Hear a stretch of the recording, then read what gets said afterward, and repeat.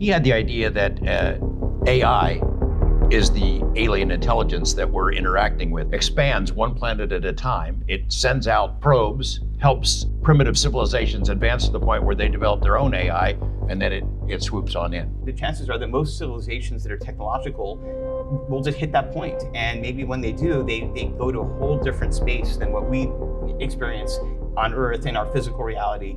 And that could also be part of why there's the Fermi Paradox, right? Why do you not see evidence of civilizations out there? If somebody were to build a Dyson sphere, a big giant sphere around a star to harness all this kind of energy, we'd probably see that in the infrared spectrum. We haven't seen any evidence of that ever yet. So it seems like if there is any life out there and it's doing stuff, it's not doing it in the physical way that we might imagine us doing it if our trajectory were linear. But if an AI or civilization were to merge with machine intelligence or move to a fully digital existence, it might have a very different footprint in the universe. Mathematically, we can as humans, create a video game or simulation that looks so real that we can find a way, even if it's in our future, to plug into that and experience that. The chances that this hasn't happened already and that we're living in base reality is statistically possibly very small. Secrets, cover-ups, and strange phenomena. UFOs and ideas that challenge reality itself. All these mysteries, all this time. Are we ever going to get to the bottom of these? My name is George Knapp. I dig into news stories that others can't or won't. I'm Jeremy Corbell, and for some reason, people tell me things they probably shouldn't. And this is Weaponized. This is Weaponized. Does it feel like some days are just more real than other days? Does it sometimes cause you to worry and wonder if maybe we're living in a simulated reality? If it turns out that that is the case, then somewhere on the planet Endor, there's some super smart alien teenager who created this designer universe. He's a kindred spirit of our guest today, Jules Urbach. Jeremy, how is it possible that you guys have been friends most of your life? If there's anybody on planet Earth that I'm going to know has the information about non-human intelligence engaging humanity, it's going to be Jules Urbach. So Jules and I have been friends since we were kids.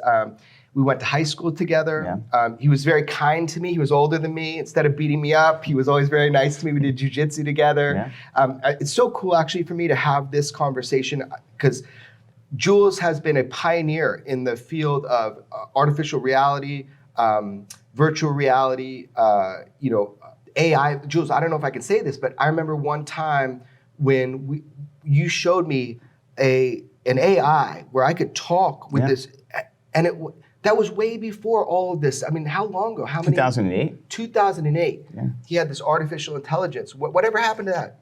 I had to pick, I was, the OTOY was a small company then. It was really just me and a couple of people. And I had to pick AI or computer graphics. And I figured at some point those two will meet, which they are now. I mean, AI is used for rendering and it's used for visual computer-generated imagery. But the idea of creating an intelligence and a conversation engine was something that fascinated me. And I always imagined that if you had a GPU, a graphics card, and you could feed it thought vectors, in other words, if you can solve sort of a graph of thought visually, you would have the key to unlocking something that could drive a conversation. And I started to code that, and it was limited compared to what you can do now today with ChatGPT. But you have to remember, ChatGPT, whatever it was, 14 years later, used graphics cards to sort of deliver this same sort of system. And I wanted to focus more on the visuals. I mean, I'm a creative person, artistic by nature, and I think that even, my goal of creating software for everyone was give people the tools to create this art, to create their own worlds, and then add AI as that evolves and makes sense. But it's a huge amount of work to tackle AI at the level that it's been done by OpenAI or Google or others. It's something that, at least for conversational AI, it's initially been a very hard wall to sort of cross over. I mean, Google was surprised, right, by the success of OpenAI with ChatGPT. A lot of people were. It was startling even for me to see how good it was. Now everybody, I think, has sort of gotten on this bandwagon. But the big players, Microsoft, Amazon, rumors are that Apple's also working on this. It takes tens of millions, hundreds of millions of dollars to train an AI. But once it's done, you can then fine tune that, and you can build services around that. And so it might be that we might be able to democratize these chat engines, these artificial intelligence engines, And then the danger is, well, what happens if that is weaponized? No pun intended. Yeah. So when you jump in with Jules, ever since I was a kid, we'd have these fantastical conversations. We'd just jump right in. So I want to go back a little bit about how we know each other, because that was kind of what George asked. I mean, I have these memories of you. So this is for our audience that don't know you. I haven't seen a lot of interviews of you online, but you've been the tip of the spear on a lot of these technologies that people use or they watch in movies. So kind of like looking at you when you were a kid, I remember didn't you have a car, and in that car you like embedded a computer? Yeah. And weren't you putting people at that time like into movies using digital? I mean, what were you doing back then when we were kids? When we were in high school, Yeah. there was no video on computers in those days, right? You didn't have QuickTime, you didn't have YouTube, none of that existed. And I wanted to have video games that would look like movies. And I wanted to be able to record, video and turn that into video game assets. It was inspired by this game, Dragon's Lair. So I created a video codec. This is before compression on video was a thing.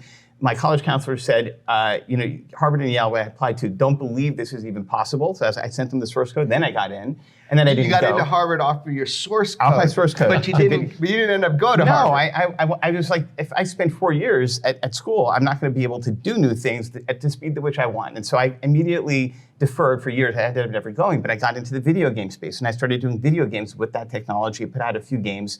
And then by the time that 2002 rolled around, right, which is 21 years ago, I started a proper company, and I decided to productize all the things that I was doing to create tools for others to have this. Rather than making games or making movies, I wanted to give people the tools to do that themselves, and to also develop technology like I've been doing since I was a teenager, really, that would push the envelope, bring things that seemed almost impossible or very hard to do. And so, I'm self-taught. I mean, I taught myself how to code. I learned a little bit of that in school. But yeah, our background, I mean, I think you were 10 years old when I first met you, so it's been a while. And it was, we were in jiu-jitsu class together, which I loved. We had so much fun there, and you turned out to be like the best of us. I mean, you created quantum jiu-jitsu, and at one point I remember we were talking about digitizing your moves so that we could have that for posterity. But there's so much fun stuff going back to those years, and I was into all the stuff I'm doing now, even then, as a teenager. Go ahead. Last time we saw you was on stage with Rod Roddenberry. Yeah. The idea that you guys all hung out in the same neighborhood and knew each other. What was in the water back there? Because you're on stage with Rod Roddenberry talking about the future of Star Trek. Jeremy said you put him or your friends into movies back then as a teenager, and now your software is being used in all the Marvel movies and I guess Star Trek movies and Avatar and all kinds of big projects, right? Yeah. Yeah, I mean, the re-release of the first Star Trek movie, which was remastered in 4K, rendered in our software. Every single Marvel movie, the actors come into our offices to get scanned. We take a scan of their faces. All the DC movies too, and all the TV shows, and just tons of stuff. I mean, almost every actor in Hollywood over the last 14 years has come through our offices to get their likeness scanned. We now do have tools that allow that scan to then be almost brought to life with their performances over video. It's where AI, machine learning comes in. And of course, at this time, you have a lot of angst over the rights of actors, right? And whether likenesses can be used, and that's a big part of why the actors are on strike. But my business partner, Ari Emanuel, who owns Endeavor, started it, now owns UFC, William Morris, Endeavor, right? He and I really invested in the idea of giving the actors themselves ownership over their scans. And now it all makes sense to everyone in the industry. And we're sort of going down this path. As we are working with the Marvels and the Star Trek movies and all these other things, it's really about providing tools and showcases that can drive them to that next level. Like doing digital doubles, doing CG faces was really hard before. I think our technology helped make that work. We got 2 Academy Awards for that. And now it's all kind of coming together in a more interesting way where you have virtual reality. Apple's putting out these glasses, in a matter of months.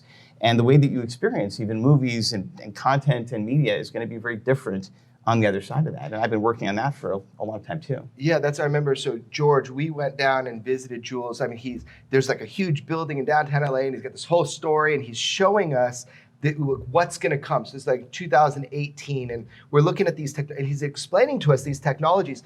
Damn, if everything he said hasn't occurred. So it really blew my mind. In your office, you can put on certain glasses and see things kind of pop up. And I know that's probably old hat to you, but to me, it was magic. So really, man, I am so interested in kind of where we're going with this. Because as somebody who's just looking at the world from the outside, seeing all this occur, it really does seem like magic to me. Like, where is this going? Where is your technology going? I don't understand it. Well, there's a lot of parts to that question, and so the core of what we do is graphics. It's visual. It's generative in the sense of we want to give people the ability to experience and create things.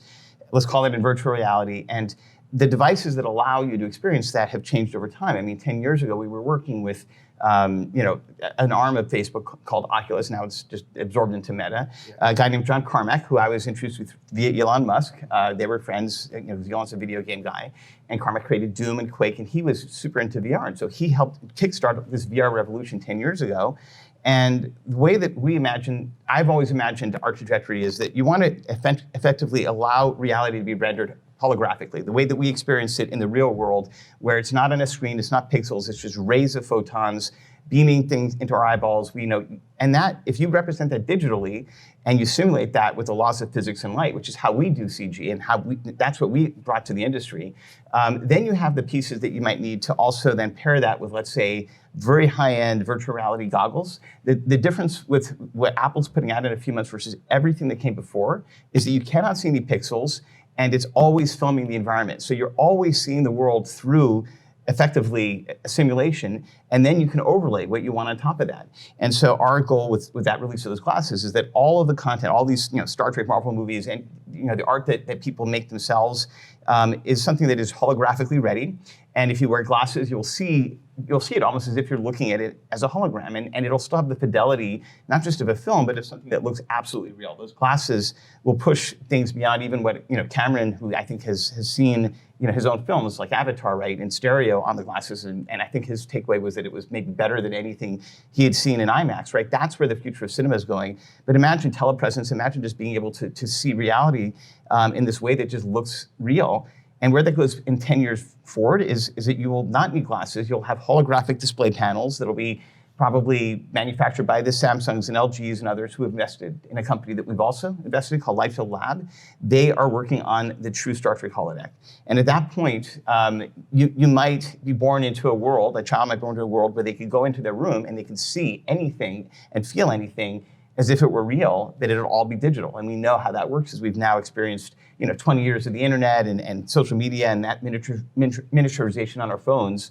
But I do think that the nature of reality will change from the human experience pretty significantly as these technologies evolve. I mean, you not only blur the line between this reality and virtual, you obliterate it. And, I remember talking to you about this before. After Avatar came out, there were people going through Pandora withdrawals. They wanted to stay on Pandora. Yeah.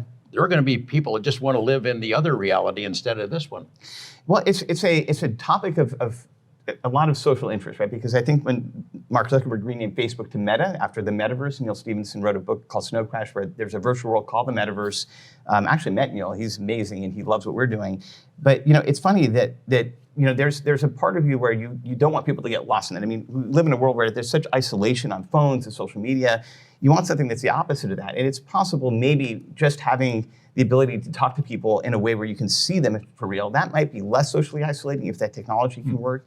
But I do worry that you might get people sort of trapped in their own in their own world, and that's something we don't want to see happen, especially for younger folks. That's not great. And it's funny because if we're talking about Star Trek, the one novel that Gene Roddenberry did write on Star Trek, he had this, it was a novelization of the film, and he had a class of people called New Humans, and Kirk was lamenting that he has to go out in space and he has to take all the risks because there's a whole bunch of humanity that just sits in the virtual world. Gene wrote this in '79 and just doesn't leave. And they're almost like they don't even explore, they don't understand, they don't evolve. And so we have to make sure that if we do put ourselves in a society at large in some sort of simulated world, and we almost are, right? I mean, so much of our experiences are through our phones and through online stuff. You have to be able to explore and learn about the universe around us. We haven't cracked that yet. Maybe AI will. I mean, Elon's big push, right, for his AI venture is that maybe this thing will unlock the riddles of reality in the universe. And he's a big believer, of course, that we might live in a simulation. That is also another theory that maybe the reality we're in is designed and created in a way that follows a pattern similar to what we could create ourselves. We just don't know. That's, of course, the premise of The Matrix and other films along those lines, too. Your company, your main company is called OTOY, O-T-O-Y, is that right? And that's is that the parent company for these other products or these other things you do? Because I know you have Light Stage is one of them. We have a couple of subsidiaries, and we have another. I've started another company, another venture that is now almost spun off from OTOY called the Render Network, which is just a distributed cloud of GPUs that people have out there, their own machines, like SETI at home, folding at home back in the day, and they contribute their compute power to renders, now AI jobs. So that's something that spun off, and it's turning into its own thing. It's huge, and I'm deeply involved in that as well. And then OTOY is it really has, as its mission, it's similar to Adobe, right? We want to create tools that allow artists, on their computer or on their phones or now on their iPads, right, to create CG that rivals what you could do in a Marvel movie. And you can now. Marvel actually uses our software for their movies, and the same exact software is used by a 16-year-old that sold an NFT for $1 million a couple of years ago, right? So the subsidiaries really sometimes focus on, for example, Lightsage is focused on digital doubles and captures, and there are a bunch of business units within OTOY, but those are the main ones. I mean, most of what we do, though, at OTOY is focused on really the tip of the spear for graphics and chips, and AI and rendering are now kind of part of the same path for us. But I want to enable people to be able to tell stories and create content and express themselves and advance the state of the art of graphics and technology where we can. We don't make hardware so much, but we work with partners that do. We've been featured by Apple a number of times. I was in the Apple keynote in 2021 talking about our Star Trek project, the Roddenberry Archive, which is not just helping make Star Trek happen, but also preserving the history. You can go explore that world. We're going to be bringing more of that out soon, I hope. But it's been an amazing journey. Yeah, I guess the technology, what you're talking about. There's been so much talk in my world, in George's world, in the UFO world, about you saw in Congress, we had people come testify that we have these crash retrievals, that we have derivative technologies. We've been working on all this weird stuff. I'm not asking your personal opinion on that, but with these technologies you're working on, do you see what is your opinion on? I do want to ask your opinion. What is your opinion on all that? What is your opinion on all the weird UFO reverse engineering stuff you've been hearing in the news? So I think the first thing is, I'm agnostic on the UFO thing in the sense that I obviously haven't seen one or met an alien. However, I'm totally open-minded when it comes to this stuff. And the testimony, right, from people you've spoken to is compelling, and it's fascinating to think about it. And I followed it, as an outsider, as a layman, with great interest. I remember reading Richard Corso's book. I think it was in 97 or something. He was one of the first people that worked in the government to say, the transistor came from reverse alien technology, lasers came from that, night vision came from that. And I remember talking to some folks at Intel that I knew, and I said, because I think Intel pretty much helped invent the transistor, Gordon Moore and others there. And they said, no, there's an explicable way that we went to this point. But that being said, if you look at the technology that people are attributing to, UFOs or UAPs, right? They defy gravity. We have no understanding of how that works. So I think that if that's what's in people's hands, then there's probably a lot more than just what we have in our iPhone that we should be looking towards. And that's the thing, is that if there is that kind of technology, maybe there should be a commercialization of that, so we could figure out how to, solve all these issues that we have that are technological blockers, and maybe help, deal with the, food shortages, even carbon capture, all those things. But I'm not sure whether or not the technology that's out there now has truly come from, technology that we just don't understand. And I think that if we do have technology we don't understand, even that seems a bit mysterious. That's why if there is something that is truly, that changes the way that we understand physics, that would be compelling. We definitely don't understand the way that physical world works. We haven't resolved, quantum mechanics and gravity. There's a lot of theories. 3 months ago, somebody just suggested the universe is twice as old as we thought. We're still figuring things out. We just put the James Webb Telescope out there. So anything that would open those frontiers forward, I think would be really great. I do follow. I don't know if I'm pronouncing it, but Avi Loeb at Harvard, who's been who's been suggesting that.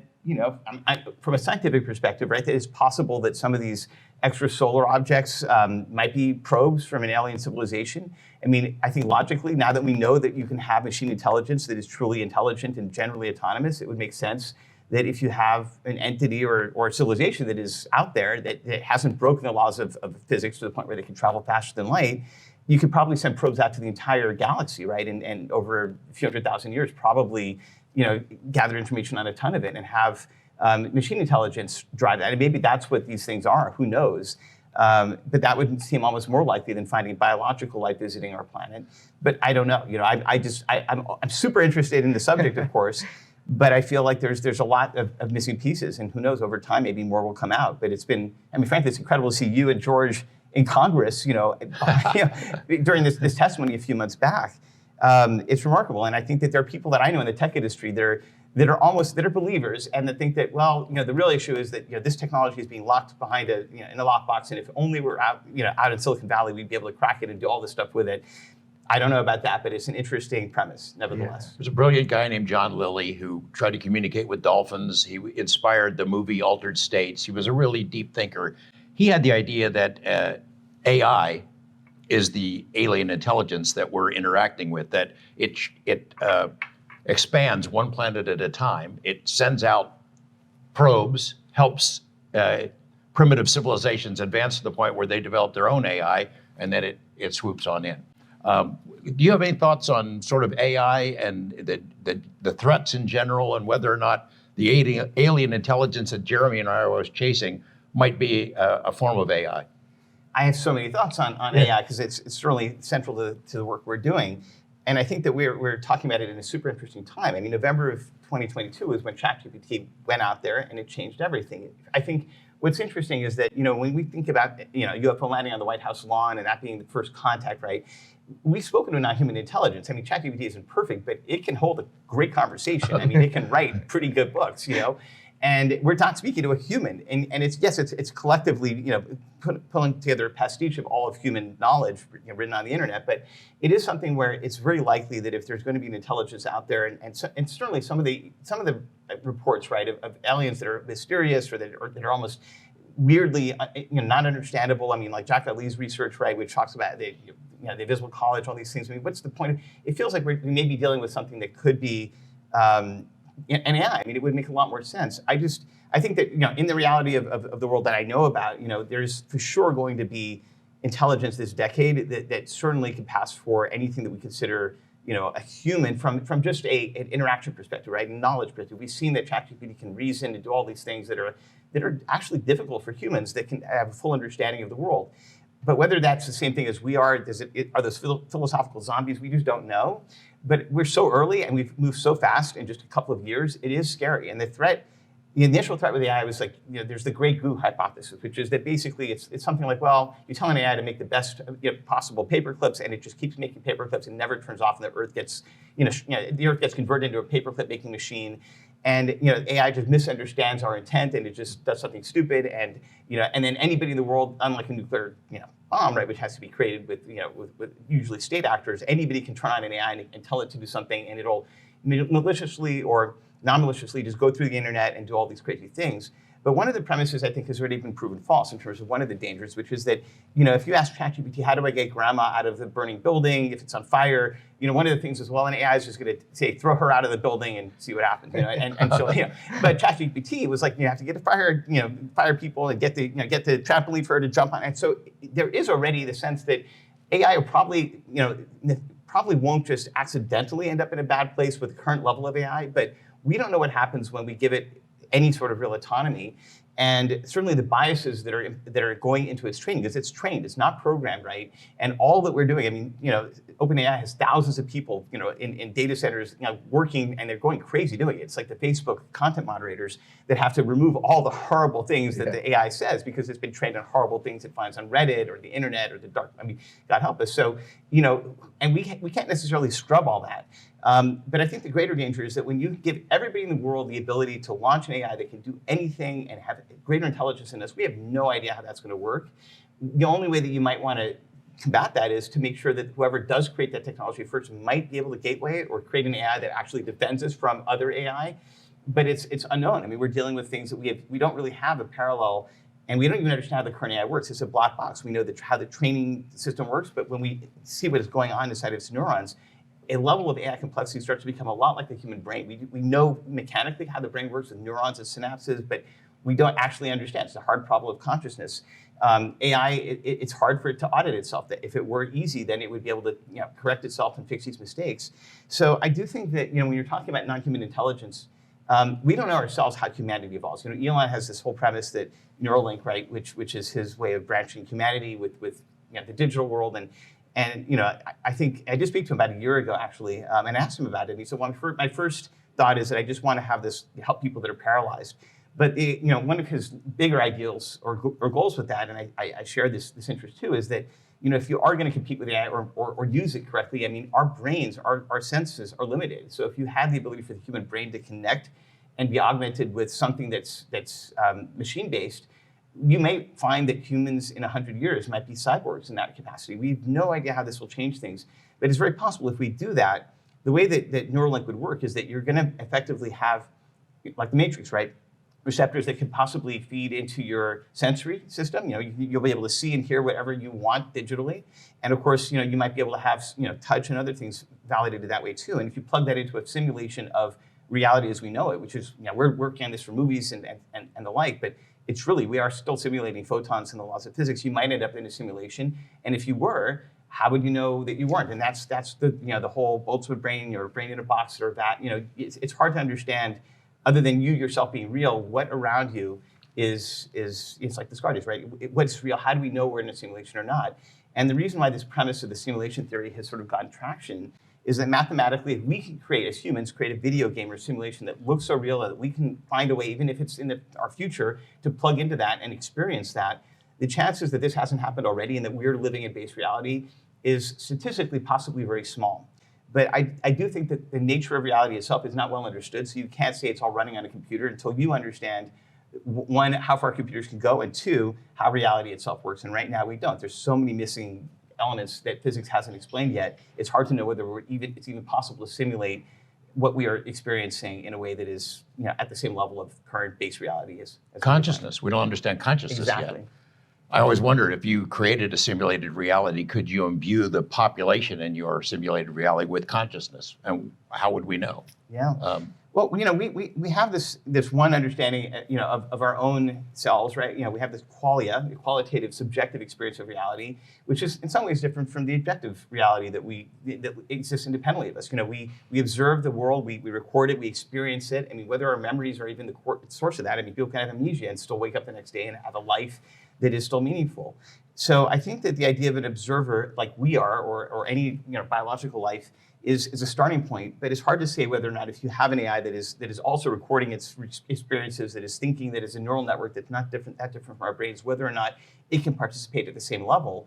And if that's the case, then or let's say Ray Kurzweil, who's one of the philosophers that I've met over the years, friends with George Gilder, another friend of mine, and I've spent a day with him, and he was adamant that you'll be able to upload your brain completely, neuron by neuron into a computer, and you'll be able to live forever. Not sure that's going to work, because you might destroy your brain doing that. But assuming that, let's say that you didn't have the physical limitations of your body, and whether that's AI or humans or some life form in between, you could duplicate yourself. You could pause your life. You could try 17 different versions of it and see which one works out better. And certainly that makes the nature of existence and our own sense of self pretty strange. On the other hand, if that's where life goes, then the chances are that most civilizations that are technological will just hit that point. And maybe when they do, they go to a whole different space than what we experience on Earth in our physical reality. And that could also be part of why there's the Fermi Paradox, right? Why do you not see evidence of civilizations out there? If somebody were to build a Dyson sphere, a big giant sphere around a star to harness all this kind of energy, we'd probably see that in the infrared spectrum. We haven't seen any evidence of that ever yet. There's maybe a couple of blips here and there. So it seems like if there is any life out there and it's doing stuff, it's not doing it in the physical way that we might imagine us doing it if our trajectory were linear. But if an AI or civilization were to merge with a machine intelligence or move to a fully digital existence, it might have a very different footprint in the universe. And that also might explain our first encounters with some sort of life form that is outside of Earth. Could you imagine, Jules, a version of you 1,000 years in the future, or 10,000 years, or 1,000,000 years in these older galaxies that are out there, what you could have accomplished by now in 1,000,000 years of time? There could be beings living here now that don't need bodies, that don't need computers, and they interact with us occasionally. Maybe that explains some of the paranormal stuff that Jeremy and I chase around after. Yeah, you've once described to me, we've had all these years of conversations. One of the things that really stuck with me, you talked to me about, was the idea that we may be seeing a universe that is rendering our experience in real time. And we're talking about the idea of, the state of like quantum mechanics, right? Yeah. People talk a lot about that. You see a waveform, or you see depending on the observer, we see the universe changing for us or kind of responding based on the observer, right? Is that a form of a rendering in our I reality? mean, here's the thing. Without worrying about the simulation theory, about whether it's running in a computer or not, it does feel like reality is rendered. I mean, we have, up to the Planck length, which is the smallest unit of time and space. It's like a quarter area of the smallest black hole, right? That's one bit of information.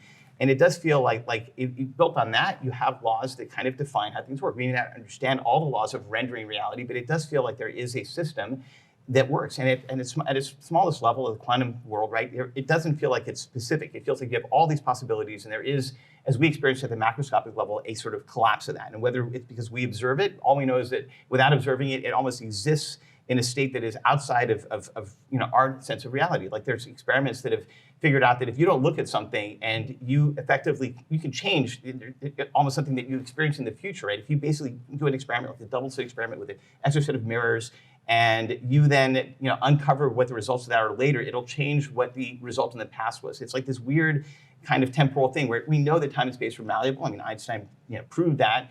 And we've seen evidence of that over and over again. But what's missing is that how consciousness plays and how the reality. I mean, all we know as conscious beings is that we experience reality, and everything else around us could be rendered. And the one thing that isn't necessarily renderable is our qualitative experience. I mean, that means something to us. But until we explain the hard problem of consciousness, we don't know whether that's the result of us being the one true thing in a fully rendered. I mean, we'd all be real, right? But we'd all be in like the Matrix, like our brains could be in a vat. Maybe that's the easiest way to imagine a simulated world. Is like humanity just puts our brains in a vat where we just don't age, our bodies aren't an issue, and we just experience reality over and over again in a simulated way. And we put all of humanity in an 8 kilometer by 8 kilometer by 8 kilometer cube, and just and the rest is all simulated, and we bury it deep in an energy efficient system.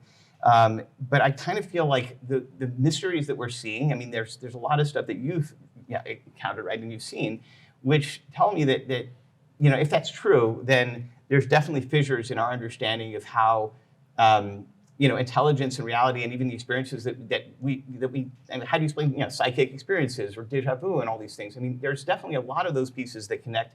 Certainly you brought me into that, awareness with Skinwalker Ranch and the fact that it wasn't just about UFOs. There's all these other elements. Almost every paranormal experience seems like it's melded together through an axis in that system. Whether that's true or not, I don't know. But it feels like if it gives you a guide as to if this stuff is true, it's all sort of mixed together. And it does feel like it's almost a glitch in the matrix. And entities, that could communicate with you or do weird things that almost feel strange to us could also be glitches, right? I mean, you can have an AI that over 1 million years could just decay into something that doesn't make sense anymore. It's glitching out, and maybe that's what paranormal experiences are. But even our own consciousness, I mean, if we're living if there's a layer beneath the reality that we're in, and our observation of it is filtered through, let's say, the brain and our senses, but it isn't necessarily constricted just to that, then maybe there is another layer that where these things exist. And I think that's a philosophical question. I've talked to scientists, I've talked to all these people that have sort of satiated my curiosity up to a point. But when you ask them like what is beyond that, they're like, well, it's a philosophical question. What's below the Planck length? What's the ideation or what's the metaphysical aspect of reality? It's beyond our understanding. But the fact that we can even question it or think about it means that it's possible. That there is something else to that. I mean, the nature of ideas existing separate from physical reality goes back to Plato or Aristotle.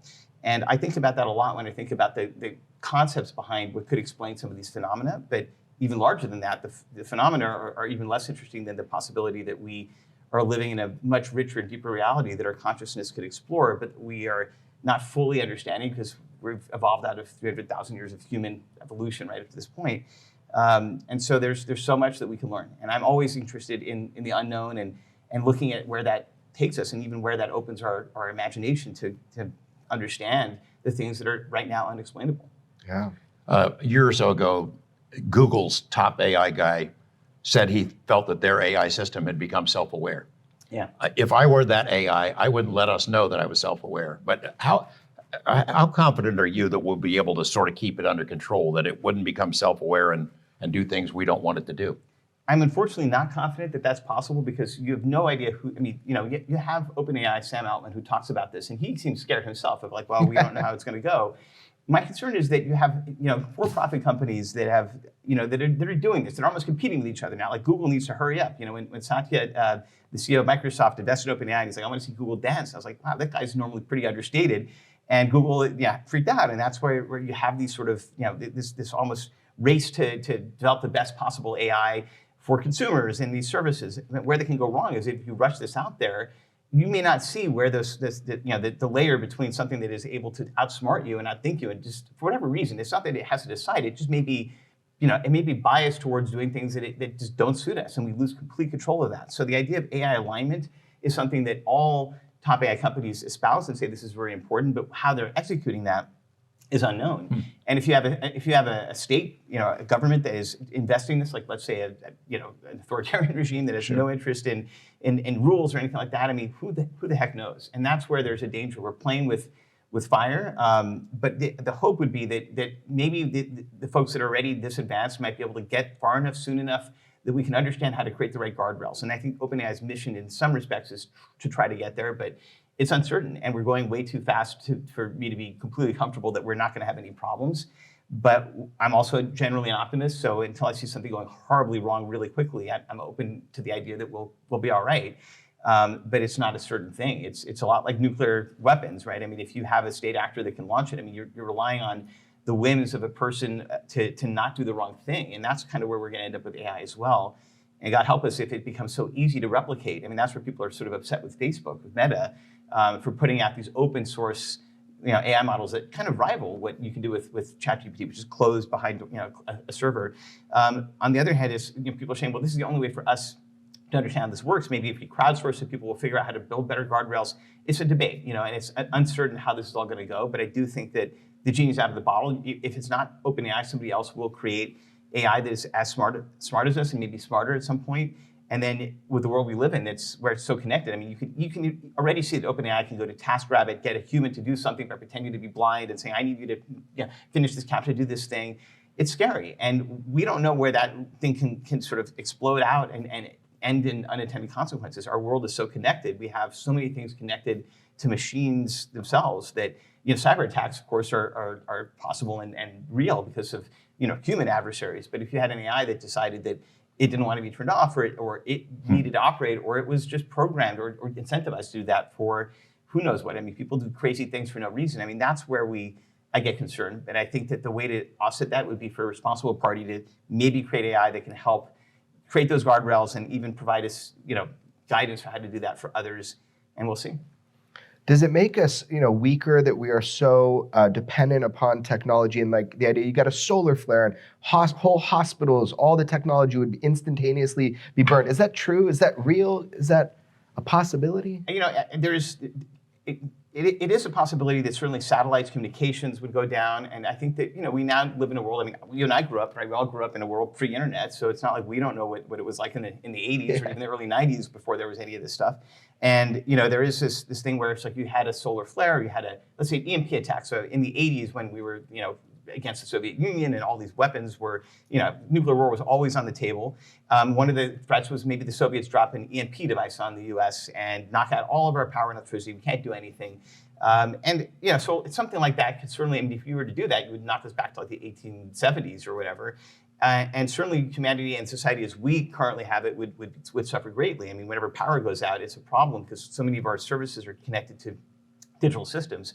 I mean, we'd certainly be able to survive that, but I think that we would be set back significantly. And I do think that we've got a lot of things that would have probably been fine 40 years ago, 30 years ago, probably will break. And we should harden our systems against that. But it's also true of cyber attacks, like, our entire infrastructure, power plants, things like that. I mean, we shouldn't have hospitals shut down from ransomware or universities or anything, but it happens. So all those systems are vulnerable. It can be hardened. It's just expensive and it takes time. And that's the problem, is that they're doing the right thing is certainly doable, but I don't think we're weaker from technology. I think it's inevitable that this is where things go. I mean, the internet is an inevitable aspect of the communications revolution that started in the 20th century, and it'll keep accelerating. It's just a question of whether we're being responsible, as at a state level, at a legal level, in terms of enforcing how these things work and making sure that we're operating these things safely. And I would say that having the country's infrastructure and even a lot of commercial infrastructure so dependent on things that could be hacked or things that could fail if there's a massive power outage. I mean, it's a risk, but I think that there's no other way other than to try to proceed and to spend and invest in hardening those systems where we can. Tell us some fun stuff that's coming. Jeremy showed me this big long ad for Apple's, what is it called, Vision? Vision Pro. Yeah. And all that stuff that it's doing is things that you told us was coming 5-6 years ago when I was first at your office and you introduced us. Yeah. What's going to be fun coming 10 years from now, 5 years from now? Will I be able to fly? That's the big important question. Well, I mean, I would, I wish we had flying cars today, and maybe we will. And we've seen that, certainly drones and things like that are changing the world that we live in as far as what's in the air.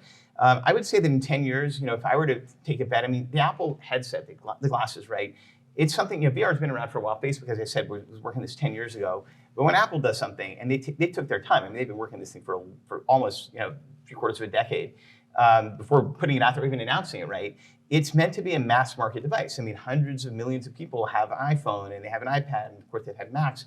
So when Apple takes this on, they're going to do something that I think is going to make this, it's still a risk, right? But it already is something that is different from any other previous generation headset in that you're always looking at reality. The device is not necessarily you going into a world. It's the world is always being filmed and beamed into your eyeballs, and you can choose what degree you want things overlaid, and you can walk around and you can do things, but it's meant to be used almost naturally, and then you can add things into your field of view. So you don't need a phone, you don't need a TV, you don't need a computer. Those are the three things that immediately might change with these glasses. And Apple's investment in this platform is not that it's an accessory to your phone or computer, it replaces it. It has its own chip in there that is more powerful than your phone. It's the same as what you have in a Mac or an iPad.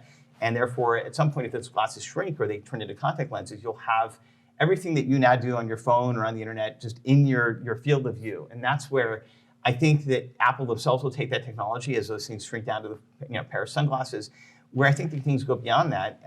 And that's where I look at holographic displays, the Lightville Lab, which is a technology company building super, super high resolution display panels that effectively look and will operate like the Star Trek holodeck. This room that was in the Enterprise 300 years in the future, you walk into it and it looks like you're anywhere, in a jungle, in a world, and you don't wear any glasses. You in Star Trek, you can touch those objects as well. But I think that's, the touch part maybe not so soon, but I think within a matter of years, you're going to see those light field displays. They'll be tileable. It'll be like wallpaper almost. You can put that on the floor, the ceiling, and instead of having a garage with a car in it, you might just go wherever you need to go by going into your holographic room. And you don't need to put on a pair of glasses. You don't need to, to do that. And I think even Windows, I even remember telling Elon this in 2012 when I was first tracking this tech. I was like, a lot of what's wrong about the whole going to Mars thing is that people might go crazy. Space madness is a thing.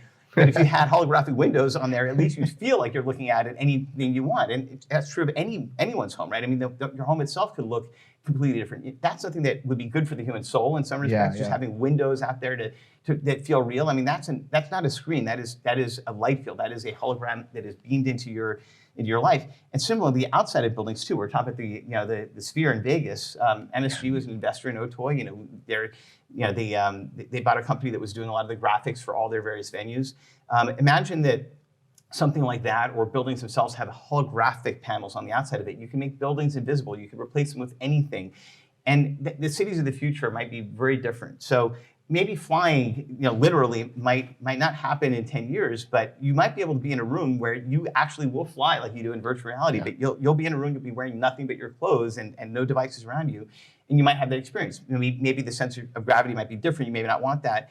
But I think that's where I'm looking at. I'm looking at the software, the stack, and the technology that allows our senses and our sense of reality to be branched into this stuff. And I think that's really compelling. I kind of like the idea of holographic environments more than something that goes on your face or that that in your hand, because it does feel more natural and it feels like it's a real extension of how we experience the world physically. I mean, even going through Zoom meetings or classrooms where being in there in that space, in that world, feels much more real and is more compelling. And certainly you can learn better, you can read people better.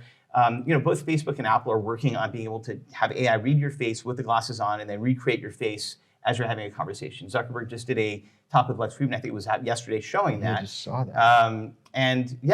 Our light stage capture system, which has been recording faces forever, like we've contributed data sets for a lot of these companies. with full consent of the people that are being scammed, by the way, to generate these kinds of codec avatars that can read your face and then generate it for you. But we're also probably coming to a point where you can put something that senses your brain and your thoughts and then generates your face and generates your movements. That's where, with or without neural link going into your mind. And so there's for sure going to be this blurring of the reality as we experience it physically and the virtual version of that we're all already creating. But I would say that I like Apple's approach. I mean, I think Apple's been very focused on privacy, on making sure that there's nothing, like on the Apple headset, for example, people may not realize this, but you can't create an app that actually kind of renders within your physical space and capture that. Like you have to let Apple handle that for you, because that way nobody is grabbing what you're doing or scanning your eyeballs and sending it to a data farm. Really important. I think that's the difference between a company where you might have advertising revenue driven by what your eyeballs are doing, and that's really dangerous. Like when you look at something, ad companies used to track where your eyes were looking. You get a thought map of that. You send that to an AI, it'll be able to understand you before you do. And I think that if you're going to have glasses or anything that tracks your face like that at all times, I'd say Apple's been a pretty good partner in that respect, or a pretty good vendor. So that data's got to stay. So what you're talking about is the data stays and is rendered on that device. It doesn't just go out into the open market, because I just put my voice, made an AI of my voice with the new iPhone 15. Yeah. It's okay. But what it did is it said it did it all on phone. Yep. It didn't put it out. So that's what you're talking about, is keeping your bio data personal. And that should not go out. That's really dangerous. And it's one of those things where we're already living in a world where deepfakes, obviously what we're doing with AI faces is full 3D, it's full CG. It's improved by the fact that AI can take an actor and then map even makeup, right, which is a huge physical process, onto another person digitally. But I think the deepfake stuff is dangerous, because people can synthesize you or your voice easily, even if it's not very good. If it's at this size, it's very hard for us to detect whether it's a deepfake or not. Once it gets to HD resolution, I think even our team and the people working for us could probably build a detector that can know whether it was generated with AI, which will help. So maybe authentic video should always be in HD or higher resolution. But there is this whole thing of you don't want people to have a map of your mind and to be able to have all this access to your life in an irresponsible way. You should at least consent to that. And I think Apple's been focused on trying to do as much on device, because they sell phones ultimately, right?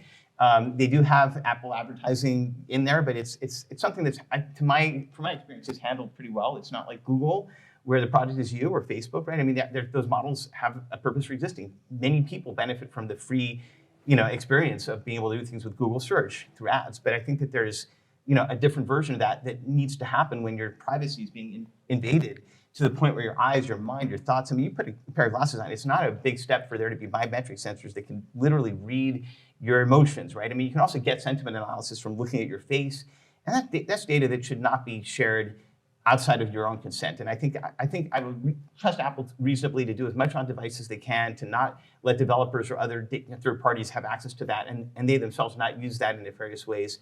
But who knows? It's always a danger, and there's always the idea of people hacking into your glasses and seeing everything you're seeing, and even building a map of what you're doing, and that's dangerous. So we have to be thoughtful and careful about that. Could you basically do the Truman Show, record your whole life, and have a version of that available, say, after you're gone, your kids can dial up dear old dad and have an interaction with him? So I have a story to share that speaks to that, which is my one day with Ray Kurzweil. I go into his office, and he shows me a picture of his dad on the mantle, and he said, part of why I'm doing this is I miss my father and I want him back. And everything he ever wrote, everything he ever did, I have that data, and one day you'll be able to feed it to an AI and he'll be back. And I don't know whether that's something that I would feel like, I lost my dad, right? I feel if it's not him, I mean, a simulation of him it would be very powerful and emotional and compelling, and who knows, could even fool me at a certain point, but it's not him, right? And so I think that but there is something to be said for legacies of people, right? I mean, if you wanted, if you look at a photo, I look at videos of my dad. I mean, Rod Roddenberry, our friend. I mean, Gene died a few months after my dad died. One of our big bonding experiences was losing our fathers. Mm-hmm. But I look at and everyone's different. So Ray Kurzweil, I think for him, I think the experience of an AI version of his father might be enough for him to have something emotionally fulfilled. But even what we're doing with performers and actors, some of that stuff, when we're creating a digital version, I mean, one of the jobs we did was for Fast and Furious 7. Paul Walker passed away. He was the star of that film. And the light scan we did of him was used to complete those shots, and it looks perfect. And the concept of legacies, of your likeness, your estate, deciding what happens with your visage and your performances, after the fact is something that we are very actively involved in. I mean, that's something that is also at the heart of the SAG actor strike. But there's no doubt that if you have enough data, if you have glasses filming you, and kids wear them right from the age of when they get an iPhone, which is now before 10, and your entire life is recorded. I mean, there's no doubt that you'd have an AI be able to almost replicate how you talk, how you think, what you might do, what you would do, even with a lot less than that data. And so if you were to imagine that you want some sort of digital immortality, hit the record button. It's not that much video, right? It's a billion seconds is about 30 years and 30 frames a second. It's totally doable. And you could have your entire life recorded and then analyzed by an AI that could then estimate or predict how you would respond in a new situation. That's how ChatGPT works. It's a prediction engine.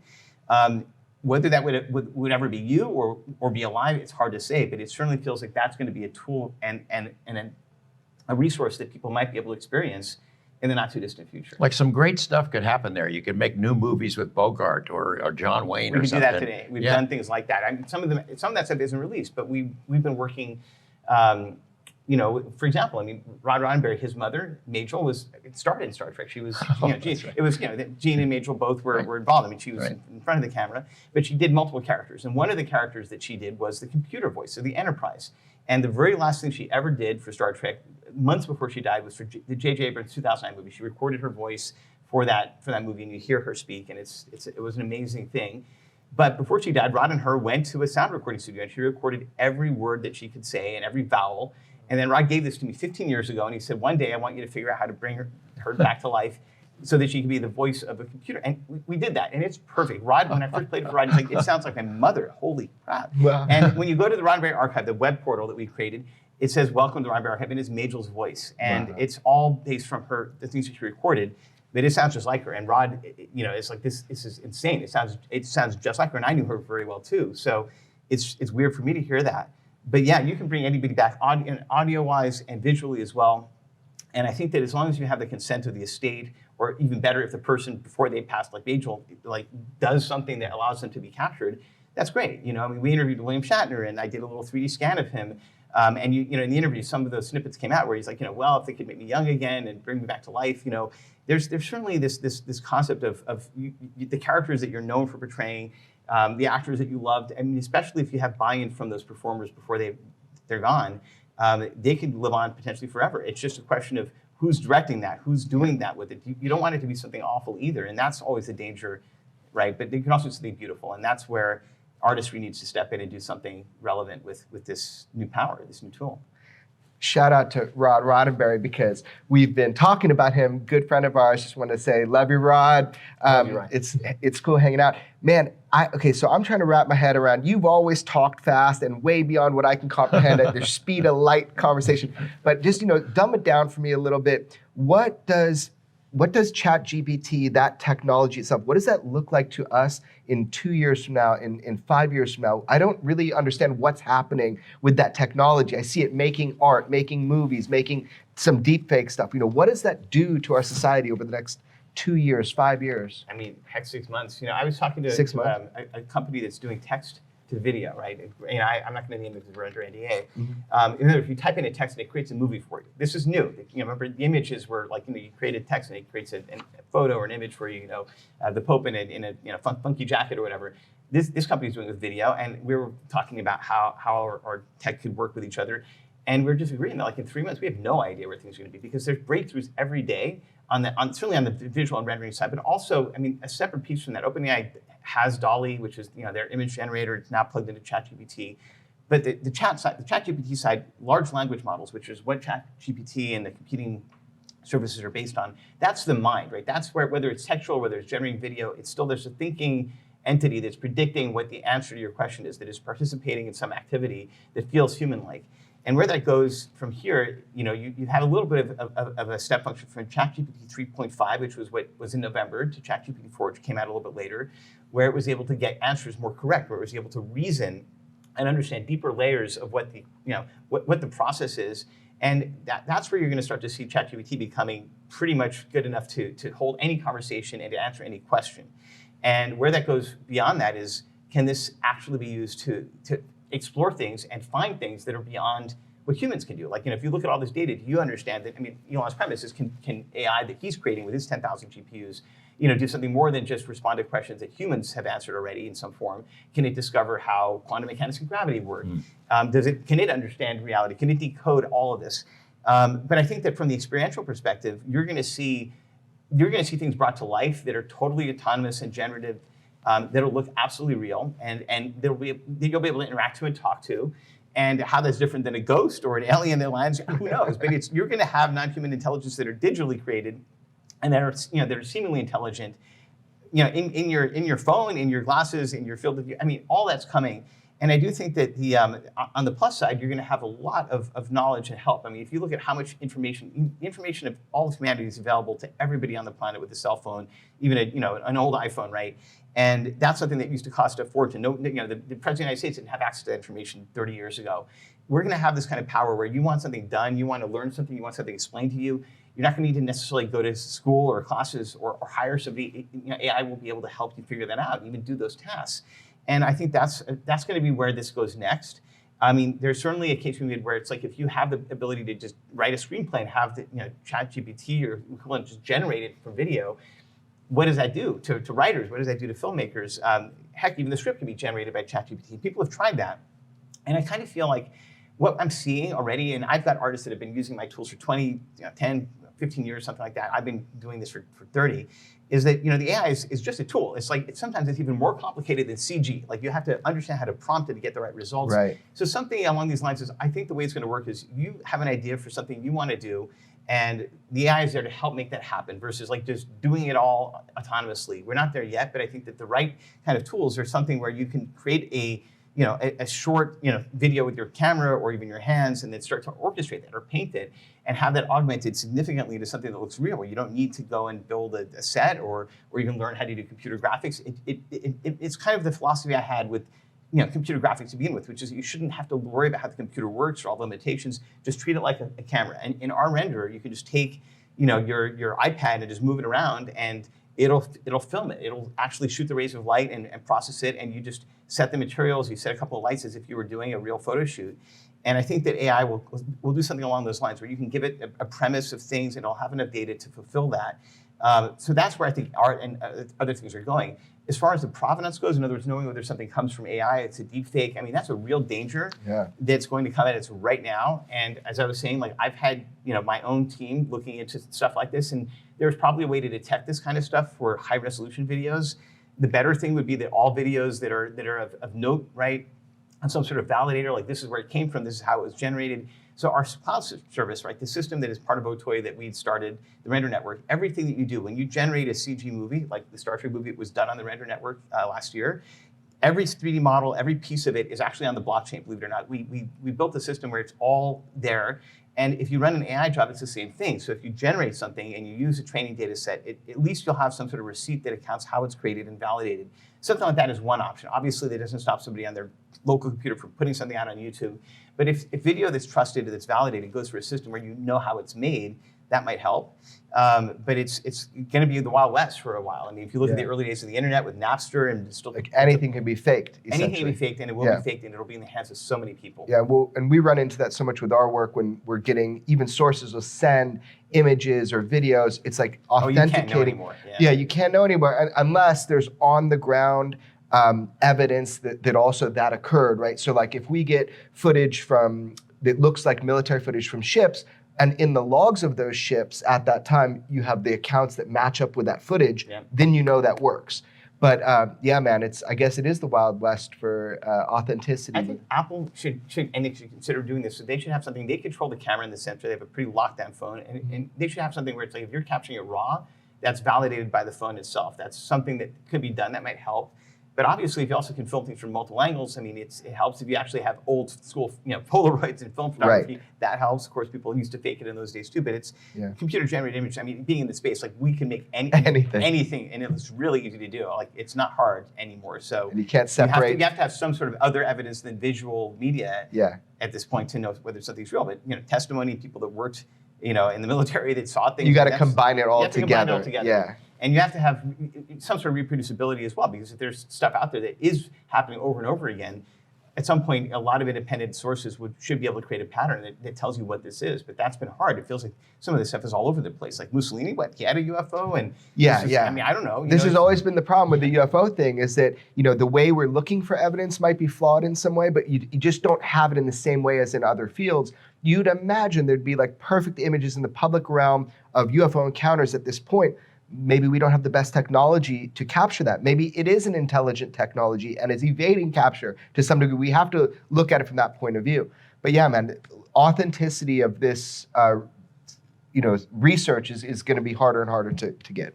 You think it's inevitable that humans evolve into something else where we meld together with machines or digital intelligence?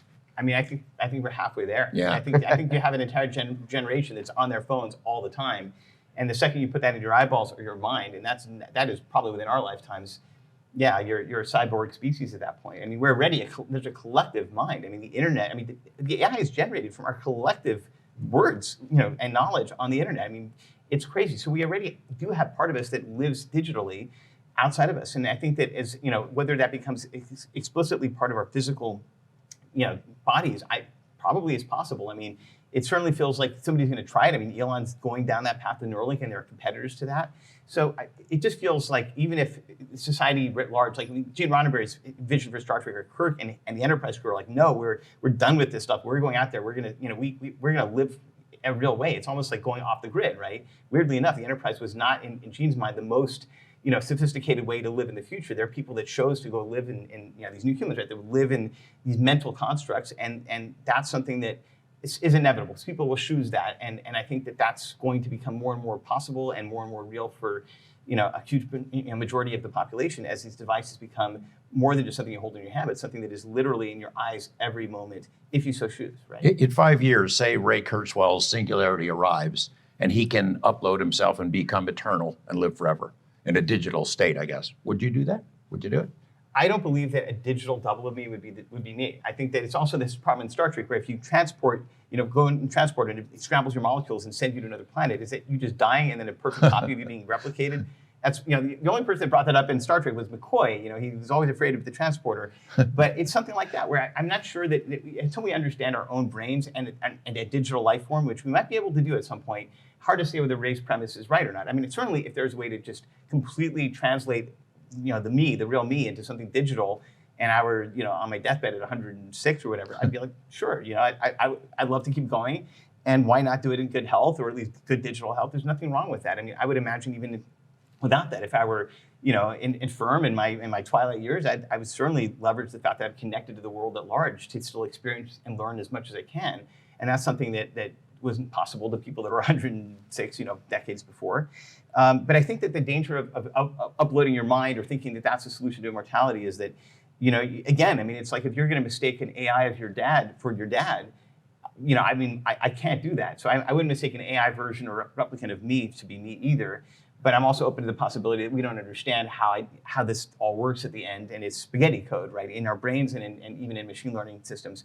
But we have to understand whether or not consciousness itself is purely just physical. Like, is it if you replicate every single neuron and pathway and put that into a system, do you end up with us? That would be the first test. Is just copying my brain and put it in a computer, and does that do exactly what I'm doing at every step of the way if given the same input? And the problem is we don't understand at what point that breaks down. Can we replicate? There was a great show called Devs where they created a quantum computer. I mean, they first started with a worm that had 300 neurons, right, which we can't get the worm to work right in the simulation with just 300 neurons. We have about 100 billion in our brain. So, but in theory, if we can understand whether our entire system of our minds and everything isn't related to some quantum effect that we can't duplicate, maybe, but we don't know that. We certainly know that we can't really replicate, like at a certain point, like even if we can simulate rendering, right, the real world is quantum, and there's a lot of craziness that happens on that level that doesn't feel like it's a good fit for a Turing machine, the traditional machine, the computer that we know today that Alan Turing invented, which is still a very simple mechanism. And I think that until we crack that stuff, I don't know, but from a philosophical perspective, if I could magically be in a digital world, if it were a one-way ticket, I would do it at the end of my life. So that so there's an extension. If it's a two-way ticket, I would absolutely go in and out like I do in VR. Why not? But it does feel like we have to be careful to not mistake one for the other. And but I think philosophically, it's not like humanity's ever been afraid of exploring these crazy frontiers. when there's something new to do that, as long as it doesn't kill us, right? We don't We don't really know the source of consciousness. There's a lot of folks who think that the physical universe came second, that consciousness came first, that the universe exists for the observer. Absolutely. That's a very valid philosophical point that I kind of believe too. I mean, I'm not sure about it, but I would say that it's not unlikely that concepts themselves, I mean, the Pythagorean theorem existed before the universe was created. It just always was, right? It's just information. And in a sense, just because something, the Big Bang exists, because reality just doesn't mean that Beethoven's symphony, needed the universe to be Beethoven's symphony. It's just a bunch of frequencies and notes and bits of information. And so the question is, do you need a universe for information to be real, or does the information itself, if it's real, intrinsically, does it need reality? And so that, to your point, is how I think about this stuff. And I suspect that truly at a subjective level, I mean, when you think about it, you don't need anything physical, you don't need anything concrete for certain things to just exist. And is that world the more real world of reality? And we can certainly imagine it, we can certainly think about it, and because of that, you wonder whether or not it could be a layer that is hidden underneath, the physical reality that we understand to this day. And I think that's the thing I was asking Lisa Randall, who was like investigating 5 dimensions of brain theory. I had her on board as an advisor for this very question and asked her, like, is this even possible? She's like, below the Planck theory, I don't know. And it's for philosophers, not for scientists. And I'm thinking, well, it'd be great if there were one thing and science and philosophy could agree on what this is, but we probably need more data. We just don't understand enough. But I do, to your point, I always think about the premise that information just seems to exist apart from reality itself, and therefore maybe information and the things that are generating information, even at a deeper level, are more real and more persistent than any other version of the system that we're now in physically, objectively. What is? Yeah, it blows my mind every time she goes, "You talk faster than I can understand." Check it out. What is it that you are kind of most excited about right now in your? Because you've always been a guy, man. I mean, we brushed over this, but you building computers into your cars and just doing all this work that you've done. Always you skipping Harvard because you wanted to do something new and not learn something somebody else has already discovered. Where you are standing now, what is the most exciting trajectory for you? What are you most excited about with the work and the world that you live in right now? I think that the holodeck, the holographic room, is something that it's a very tangible thing that anybody can understand. You go into a room in your house and you could literally experience anything with anyone, by the way.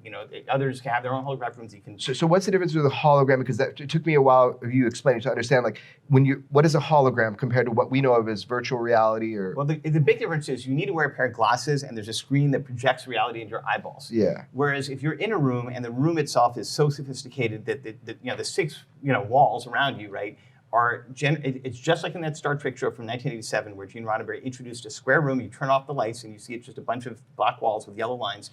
You turn it on and all of a sudden the corners disappear. You're in a forest and you're there, right? And you cannot tell the difference between that and reality. You can smell it, you can feel it, it's misty. And that is certainly visually was one of the hardest things to crack. I mean, I've seen those displays with my own eyes. I've even tested some of our Roddenberry content on there. I even brought the guy who's creating it into one of our interviews for the Roddenberry archive. That is something super exciting, and it's a evolution from what you're seeing now with Apple putting out the glasses.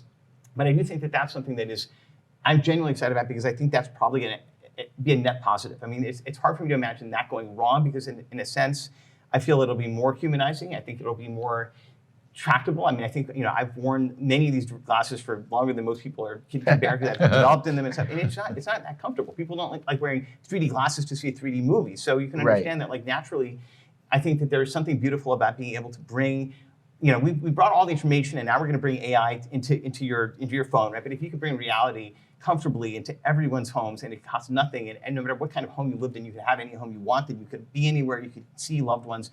I mean, all the things we can kind of experience somewhat on your phones and maybe a little bit better with virtual reality is going to be so much better when you have a natural, organic way that feels no different than reality in your room. Now, granted, the step beyond that is you put a chip in your brain and you just tune into that and it feels like you're there. I'm a little more concerned about that. I think that's who knows where that could go wrong. But the other part is simply, it's just so natural. I mean, the beauty of the iPhone is that it's just a slab. You move it with your finger and there's nothing to it. There's nothing really complex about it. Yeah. And I think a holographic room, that technology is viable. It exists. It's expensive. Like 4K TVs were $150,000. Now they're $300, right? It's the same thing. When you mass manufacture this, it'll go down a huge amount. It would probably cost like $10 million to build one of these rooms today. it'll probably be $10,000 in 20 or 30 years. You know? Right. Yeah. Thinking of the creativity that unleashes, though, the kind of movies that could be made for that environment, or music, live music. You could be at a live concert in the front row with some band playing there. Yeah. And we are probably a little bit early in that. In the glasses that'll give you that experience today are just a precursor. It's like looking at it, at the old, green text on an IBM screen and imagining the iPhones of today, right? In 30 or 40 years, in a few decades, it's going to be very different. But we're playing with that. We're testing those waters, and people that have vision, I think are already imagining that. I think that it's just a question of how it unfolds. But I think that's exciting. And on the AI front, clearly, we're going into uncharted waters. As an optimist, I think this is going to be good. I think that we've always benefited from having tools that are democratized, more people having access to information, more people having even the internet. I mean, it's just, you can build careers out of that. You can learn from that. You can share things through that. And of course, there's bad parts of that as well. But I do think AI can help solve a lot of problems. It can help give people a lot more power. And it hopefully, is something that can also even be used at some point to police itself and to police, sort of bad actors that would leverage that against, humanity's interests. But it's unknown. But I'm, as an optimist, I think that in a world like the Star Trek endpoint, right? It's like everything works out for humanity. I mean, by the time you get 300 years in the future, there's no money, there's no greed, there's no poverty, and everyone's fine. And you have AI and you have holodecks and all this, and really humanity is just experiencing, learning about itself. The betterment of humanity is almost an art form. It's not a job. It's not a conflict. And Roddenberry is very specific in that philosophy, and it's mine as well. And I think some of those pieces you're going to start to see as things like AI that's a positive force that can help reinforce information, and as you can experience things in a way that is not as materialistic. I mean, it's like a lot of materialism comes from the fact that you without materialism you can't experience certain things directly, right? If you have a holographic experience that is no different than that experience would be if you were there, it changes things. I mean, even the kind of house you buy, even the kind of car you might want to have, if you don't need to ever drive a car, it changes things as well. And that's where I see those things coming. I also would imagine that the world around us, when you can paint the world with displays or things like that, I mean, cities would look very different. I mean, that's the stuff that really does keep me up at night in a good way, right? Which is the kind of creativity and the kinds of experiences that can happen when every single construct can have some beautiful window or portal that is there for humanity to experience, and that's for everyone. Should we end on a positive note? We should. I love that. Yeah, I think the future of this. You're saying that we're seeing kind of the seed of it at the beginning of it with these glasses. That's what you're saying, right? The Apple goggles, like that's kind of the start point. Well, listen, man. I don't know. I just know the world is changing so spectacularly fast, and it's so beautiful, and I can't wait to see what happens. And I am an optimist too, so I think it's going to be good. Thanks for having. Thanks for coming. Yeah, we're so glad that we know you, so you can explain it to us. Yeah, the digital apocalypse, if it's coming, let us know. But anyway, I love watching your work and where you go. You always got like a really good and solid heart with the way that you approach technology. So it's good to have somebody like you on the inside, Jules. Thank you for being here. Such a pleasure. All right, brother. I love you.